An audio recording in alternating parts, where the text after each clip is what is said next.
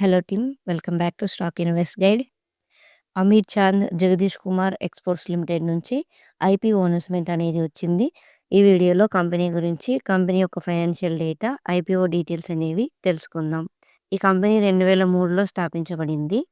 ఇండియాలో బాస్మతి రైస్ మరియు ఇతర ఎఫ్ఎంజీసీ ప్రొడక్ట్స్‌ని ప్రాసెస్ చేసి ఎక్స్‌పోర్ట్ చేసే కంపెనీ. ఈ company basmati rice value chain మొత్తంలో ఆపరేట్ చేస్తుంది.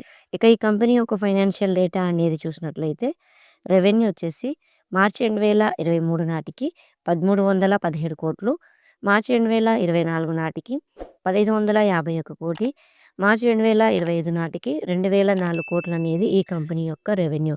రెవెన్యూ చూస్తే ఇయర్ బై ఇయర్ గ్రో అవుతూ వచ్చింది. ఇక ప్రాఫిట్స్ అనేవి చూసినట్లయితే మార్చి 2023 నాటికి 17 కోట్లు, మార్చి 2024 నాటికి 30 కోట్లు, మార్చి 2025 నాటికి 60 కోట్లు అనేది ఈ కంపెనీ యొక్క ప్రాఫిట్స్.